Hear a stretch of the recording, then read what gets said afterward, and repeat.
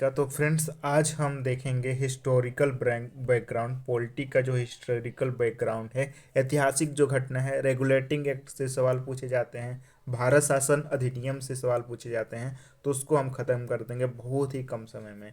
ये सभी एग्ज़ाम्स के लिए हैं, चाहे वो बिहार दरोगा हो, बीपीएससी का एग्ज़ाम हो, या बिहार एसएससी इंटर लेवल का एग्ज़ाम हो, सारे के लिए मोस्ट इम्पोर्टेंट है। 1773 का रेगुलेटिंग एक्ट, इस अधिनियम ने कंपनी को भारत में अपनी क्षेत्रीय संपत्ति बनाए रखने की अनुमति दी, लेकिन कंपनी की गतिविधियों और कामकाज को विनियमित करने की मांग की, यानी कि रेगुलेट करने की मांग किया गया। इसी ने पूरी तरह से सत्ता पर कब्जा नहीं किया था। इस जो 1773 में रेगुलेटिंग एक्ट था, बस ये परमिशन मांग रहा था कंपनी को इस्टाब्लिश कराने के लिए। ठीक है। नेक्स्ट है, इस अधिनियम में फोर्ट विलियम कोलकाता के प्रेसिडेंसी में 4 पार्षदों के साथ एक गवर्नर जनरल की नियुक्ति किया गया, जिसे संयुक्त रूप से काउंसिल में गवर्नर जनरल कहा जाने लगा। ठीक है। इसके अनुसार वारेन हेस्टिंग जो थे, फोर्ट विलियम प्रेसिडेंसी के पहले गवर्नर जनरल बन गए। मोस्ट इंपॉर्टेंट सवाल। आइए पिट्स इंडिया एक्ट 1784 देखते हैं। पिट्स इंडिया एक्ट 1784 का उद्देश्य 1773 के रेगुलेटिंग एक्ट की जो भी कमियां थी उनको दूर करना था। इस एक्ट के तहत ब्रिटिश ईस्ट इंडिया कंपनी को पहली बार ब्रिटिश सरकार के नियंत्रण में लाया गया। ठीक है।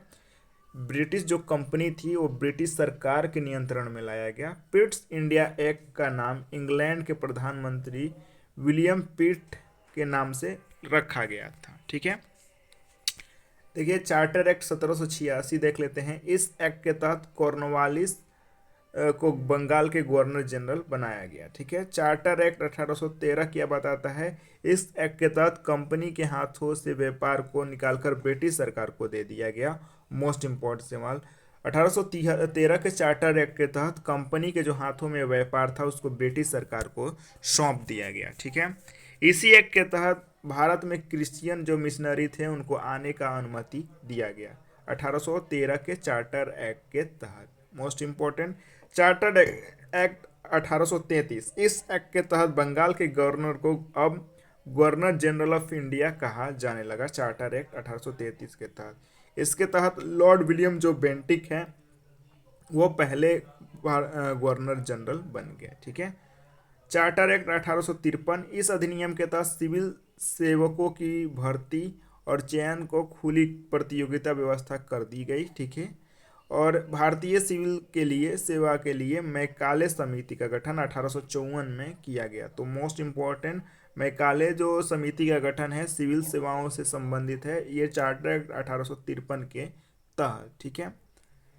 1853 के चार्टर एक्ट ने भारत में ब्रिटिश सरकार की दमनकारी नीतियों को भी उजागर किया। ठीक है।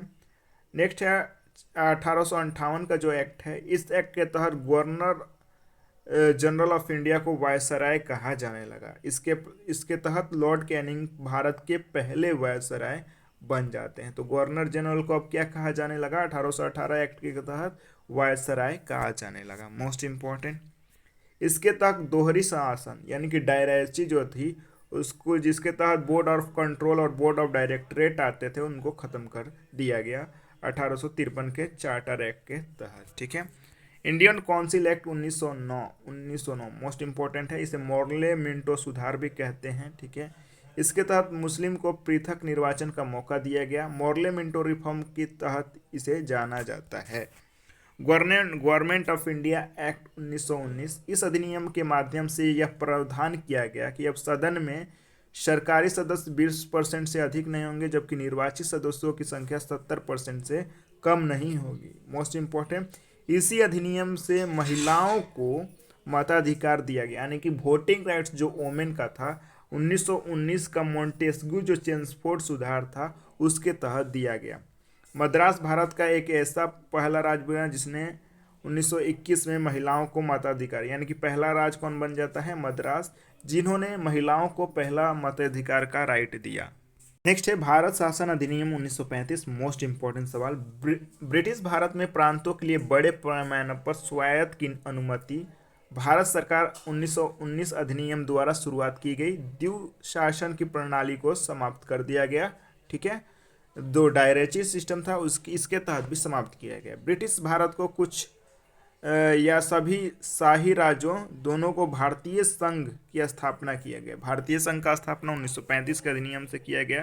प्रत्यक्ष प्रत्यक्ष चुनाव की शुरुआत करना ताकि 7 लाख से 35 लाख लोगों को मताधिकार बढ़े, यानी कि सभी को चुनाव में वोट देने का अधिकार किया गया। प्रांतों का एक आंशिक पुनर्गठन किया गया। सिंध बम्बई को अलग हो गया, ठीक है। बिहार और उड़ीसा को अलग प्रांत किया गया, किससे? 1935 के अधिनियम के तहत, ठीक है। इसी के बाद 1936 में बिहार से उड़ीसा अलग हो जाता है। बर्मा को संपूर्ण रूप से भारत से अलग कर दिया गया, मोस्ट इंपॉर्टेंट। अब प्रांतीय असेंबलियों की सदस्यता को बदल दिया गया, उसमें अधिक भारतीय प्रतिनिधि निर्वाचित हुए, ठीक है। यानी कि अब जो भारतीयों का जो खड़ा होने के वोट, जो इलेक्शन लड़ने में उनका जो योगदान था वो बढ़ा दिया गया, ठीक है। एक संघीय न्यायालय की भी स्थापना किया गया 1935 के भारत शासन अधिनियम के तहत, मोस्ट इंपॉर्टेंट।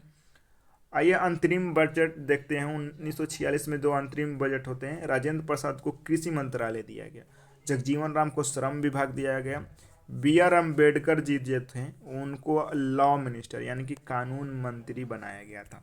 तो साथियों उम्मीद करते हैं ये वीडियोज आपको बहुत अच्छी लगी होंगी। अच्छे लगे तो ज़रूर शेयर करें, लाइक करें, हमारे चैनल पर सब्सक्राइब जरूर करें, शेयर कर दें। और सारे एग्जाम्स के लिए मोस्ट इम्पोर्टेंट है, अब सवाल एक भी छूटने की कोई अनुमान नहीं है। धन्यवाद आप सभी का। जय हिंद, जय भारत।